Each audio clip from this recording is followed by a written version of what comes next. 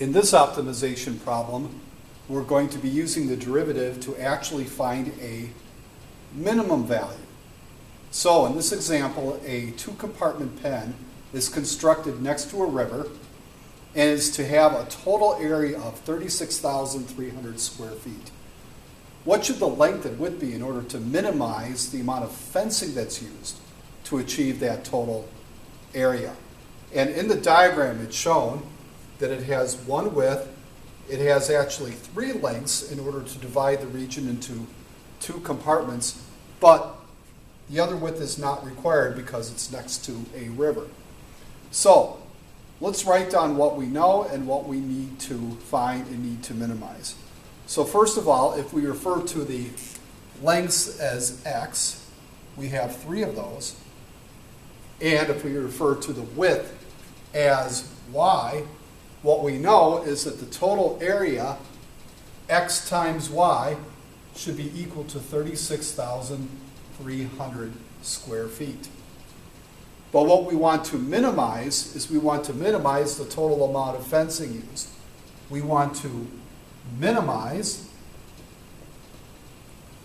this statement, I'll call it P for perimeter, 3 x's, 3 lengths, and 1 y, 1 width, 3x plus y.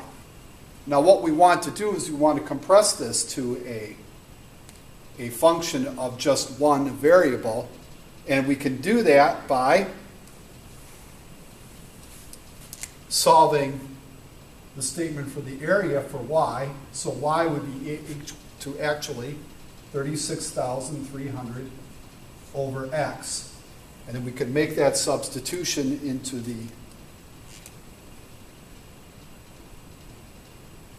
equation for the perimeter. 3x plus, and we can actually write that down as 36,300 x to the negative 1, because remember, we're using the first derivative to determine either a maximum or a minimum. In this case, we want to minimize that perimeter in terms of the x.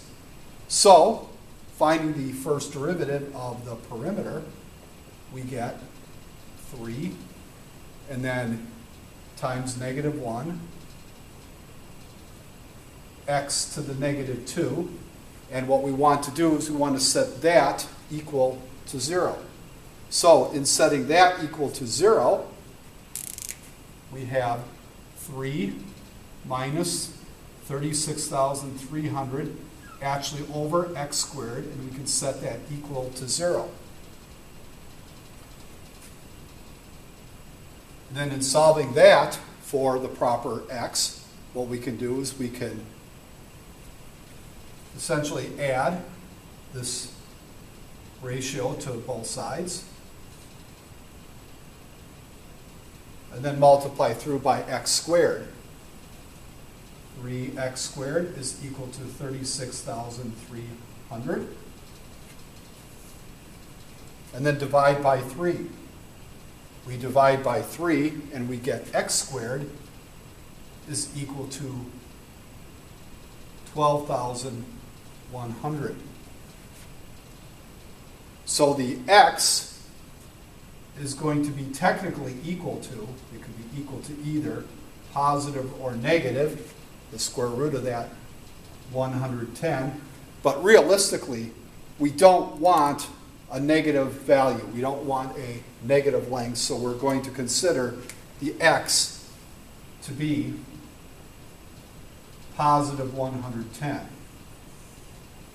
Now, how do we know that this actually minimizes the total amount of fencing and doesn't actually maximize the amount of fencing used? Well, that's where we check the second derivative. So the second derivative of our original perimeter function, if we go here, multiply by negative 2. So we have actually negative times negative is a positive. And we really don't care what the value is. We're just checking to see whether it's positive or negative. And then that would be times x to the negative 3. And then if we actually substitute the 110 in here, again, we don't actually have to solve for what the value is. All we're checking to see is this a positive or negative value? And so to the -3 power would be reciprocal. So this is actually a positive value, greater than 0. And what that means is, therefore, what we have is a minimum. Remembering that when the second derivative is positive, it indicates that the critical value for the first derivative was actually a minimum value. So the 110 would be the length, and then how we could get the width is go back to this original equation here and say if we know that the length is supposed to be 110, we can get the width by substituting the 110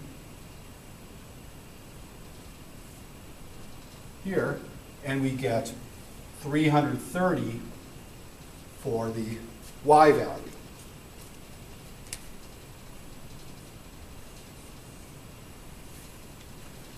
And then what we want to do is state our final answer. And our final answer over here would be this. The width is 330 feet. The length is 110 feet. And the total minimum amount of fencing is 660 feet. Remembering that the perimeter consisted of 3 lengths and 1 width. And always remember to properly label your answers.